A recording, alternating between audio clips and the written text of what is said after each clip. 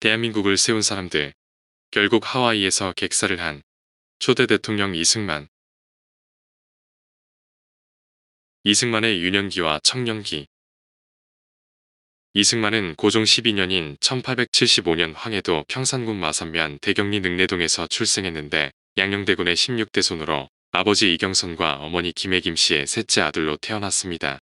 원래 셋째 아들이었지만 위의 두 아들이 일찍 사망해 집안에서 장손으로 성장했고 1877년 서울로 이사해 낙동과 도동에 있는 서당에서 한학을 수학했으며 1895년 4월 배제학당에 입학했습니다. 1896년 배제학당 내에서 청년단체인 협성회에 참여했으며 협성회의 주간신문인 협성회보를 창간해 주필을 맡았는데 1891년 박승선과 결혼을 했습니다. 1898년에는 러시아의 이권 침탈을 규탄하기 위해 열린 만민공동회에 참여하면서 독립협회에 적극적으로 참여하기 시작했고 4월 일간지인 매일신문을 창간해 기자와 주필을 지냈습니다. 8월에는 제국신문을 창간해 편집과 논설을 담당했는데 11월 투서 사건으로 독립협회 간부들이 체포되자 이에 대한 항의 시위를 주도했고 이들이 석방된 뒤 중추원 의관에 임명되었습니다. 그러나 1899년 1월 박영효와 관련된 고종 황제 폐위 음모 사건에 연루되어 1904년 8월까지 5년 7개월간 한성 감옥에 투옥되었는데 감옥에서 청일전기를 편력하고 독립정신을 저술했습니다. 그가 구금된 직후 주한미국 공사였던 알렌이 이승만의 석방을 요구했지만 거부당했고 1899년 1월 말 탈옥을 시도하다 실패해 종신형을 언도받았습니다. 1904년 8월 9일 특별 사면령을 받고 감옥에서 석방되었는데 같은 해 11월 민영원과 한규설의 주선으로 한국의 독립을 청원하기 위해 미국으로 갔습니다. 1905년 2월 워싱턴 DC의 조지 워싱턴 대학에 2학년 장학생으로 입학한 직후 한국에 왔던 선교사의 주선으로 미국 상원의원 휴 딘스모어, 국무장관 존 헤이와 면담했고 1905년 4월 세례를 받았습니다.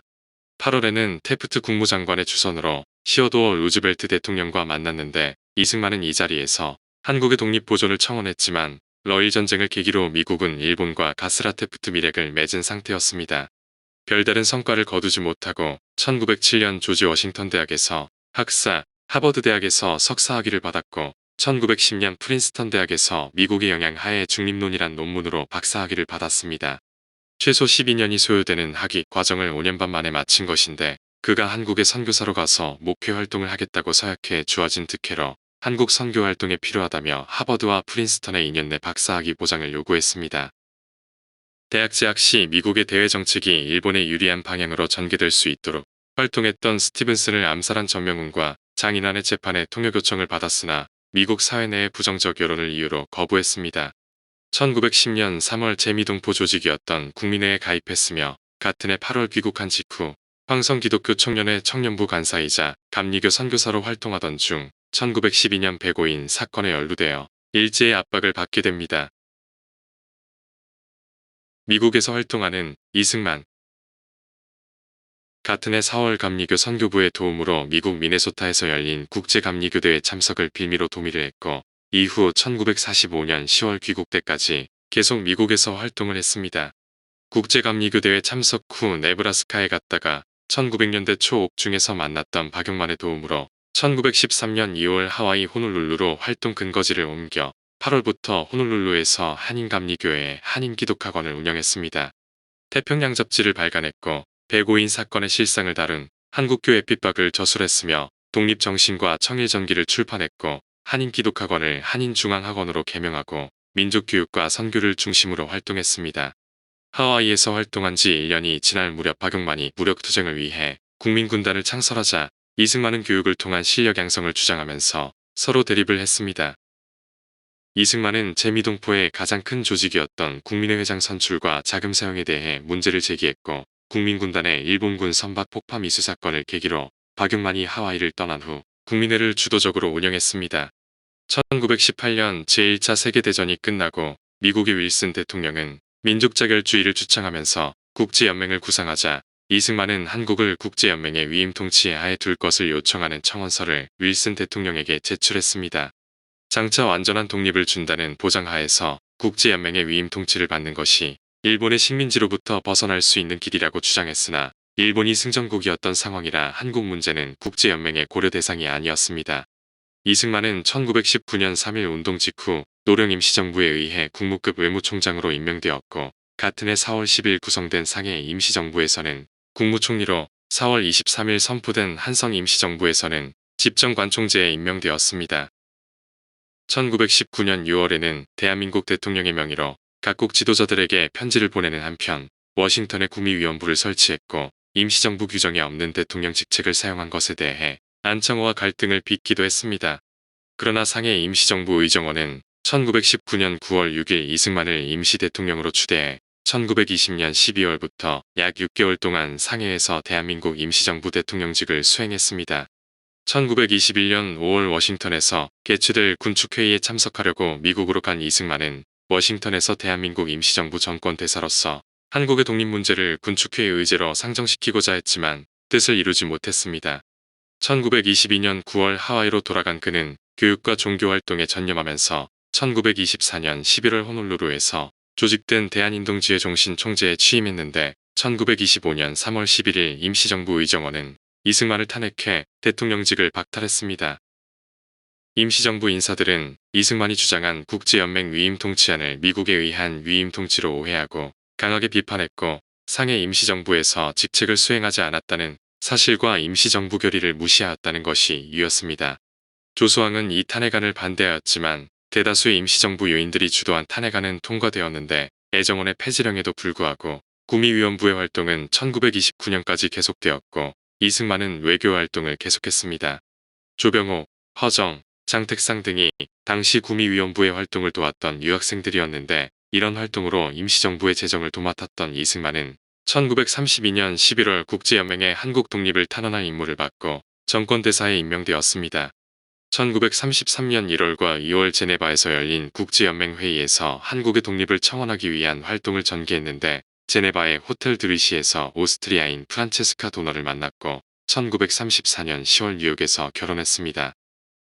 국제연맹에서의 활동이 인정받으면서 1933년 11월 이승만은 임시정부 국무위원에 선출되었고 1934년에는 외무위원회 외교위원, 1940년 주미외교위원부 위원장으로 임명되었습니다.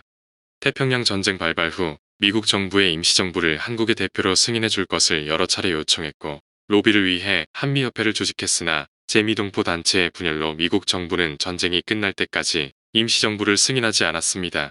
1942년 8월 29일부터 미국의 소리 방송에서 일본의 패망과 독립운동의 필요성을 강조하는 방송을 시작했고 9월에는 미국 전략국과 연락해 임시정부의 광복군이 미군과 함께 작전을 수행할 수 있도록 연결활동을 했습니다.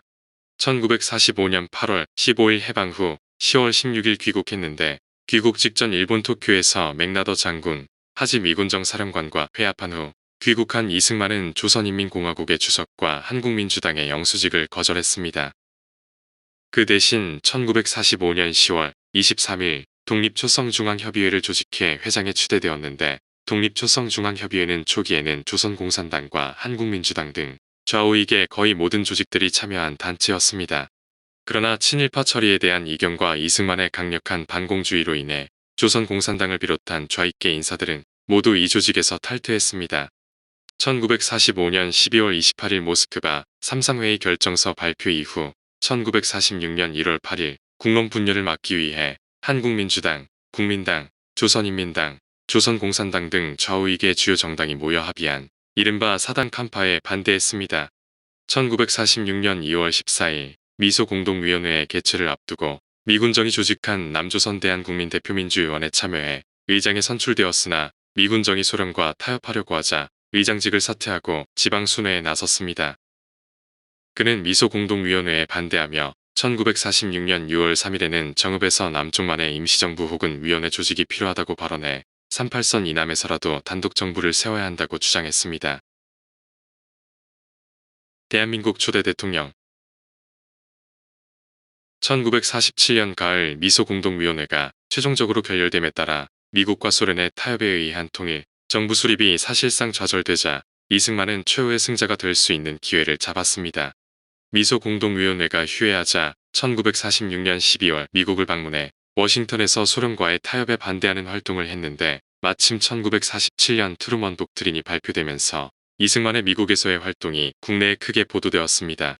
이승만은 귀국길에 중국에 들렀고 장제스가 제공한 비행기를 타고 귀국했는데 9월 미소공동위원회가 완전히 결렬되고 한반도 문제가 유엔으로 이관되자 유엔 감시하에서 실시되는 선거에 참여했습니다. 1948년 5월 10일 실시된 국회의원 총선거에서 동대문구 갑지역구에 당선되었고 국회가 소집되자 국회의원 중 가장 나이가 많았던 그가 의장에 선출되었으며 7월 20일 국회에서 대통령에 선출되어 7월 24일 취임했습니다. 대통령에 당선된 이승만은 농지개혁을 통해 전근대적 소작제도를 철폐하고 농민 생활의 안정을 꾀하기도 했지만 다른 한편으로는 반민특위의 활동을 조직적으로 방해해 친일파 청산의 좌절을 야기하기도 했습니다. 6.25 전쟁은 이승만 정권이 본격적으로 장기 집권을 추구하기 시작한 시점이기도 했는데 이승만은 1951년 안정적인 집권 기반을 창출하기 위해 자유당을 창당했습니다. 1951년 11월 19일 자유당을 조직했고 국회에서 대통령을 선출하게 되어 있는 헌법을 국민이 직접 선출하는 것으로 개헌을 추진했는데 야당이 반대하자 1952년 임시수도 부산의 계엄령을 실시했습니다. 같은 해 대통령 직선제를 골자로 하는 발췌 개헌안을 통과시켰는데 새로운 헌법에 의해 1952년 8월 5일 실시된 제2대 대통령 선거에서 74.6%의 지지로 다시 대통령에 당선되었습니다. 미국의 정전협정 추진에 반대하며 1953년 6월 18일 반공포로 석방을 지시해 미국 정부와 갈등을 빚었지만 정전협정에 반대하지는 않되 참여하지 않는 조건으로 미국과 타협했습니다. 정전협정을 추진하는 과정에서 미국과의 협의를 거쳐 1953년 10월 1일 한미상호방위 조약을 조인했으며 1954년에는 미국을 방문해 의회에서 연설을 했습니다. 휴전 이후 이승만은 사회를 통제하기 위해 제도적 차원에서는 각종 관제단체와 헌병대 특무대 경찰 조직을 적극적으로 활용했고 이념적 차원에서는 북진통일론과 반일주의를 강조했습니다. 대내외적 위기가 찾아왔을 때 다양한 형태의 관제 시위를 통해 여론을 동원하고 대통령 중심의 단결을 강조하는 모습은 1950년대 한국에서 흔히 볼 수 있는 풍경이었습니다. 전쟁이 끝난 후 이승만의 영구 집권 시도는 더욱 노골화되어 1954년 이른바 4.4.5.2 개헌이 이루어졌는데 원래 헌법상 대통령 임기는 4년이고 총 2회까지만 재임이 가능했습니다. 이승만은 4.4.5.2 개헌을 통해 초대 대통령에 한해 회수의 제한 없이 대통령에 계속 당선될 수 있도록 헌법을 개정하고 1956년 대통령 선거에서 세 번째로 대통령에 당선되었습니다. 한국군의 작전 통제권을 유엔군 사령관 관할 하에 두는 대신 한국에 대한 미국의 군사원조를 약속받는 한미합의 의사록을 체결했는데 1954년에 이른바 4.4.5.2 개헌을 하게 됩니다. 대통령직 연임 제한 조항이 초대 대통령에 대해서는 적용되지 않도록 개정한 것으로 1956년 5월 15일 새로 개정된 헌법에 근거해 대통령 선거를 실시해 56%의 득표로 당선, 제3대 대통령에 취임했습니다. 전후 복구와 경제 부흥을 위해 1956년 경제개발 계획을 미국에 제출했지만 미국 정부의 거절로 실현되지 못했고 1958년 경제개발 계획의 입안과 실시를 위해 산업개발위원회를 설치했습니다. 산업개발위원회는 1960년 1월 산업개발 3개년 계획을 발표했지만 곧 이은 4.19 혁명으로 실행되지 못했으며 1958년 12월 24일에는 국가보안법 개정으로 미국 정부와 갈등을 빚기도 했습니다. 그러나 이 선거에서 진보당의 조봉암이 상당한 득표를 하고 대통령 유고시 직책을 승계하게 되어 있는 부통령에는 여당 후보 이기붕이 낙선하고 민주당의 장면이 당선되는 등 지지가 흔들리는 양상이 보이기도 했습니다. 1956년 선거에서 나타난 민심의 이반은 이승만 정권으로 하여금 1960년 3.15 부정선거라는 헌정사상 최악의 부정선거를 자행하게 만들었습니다.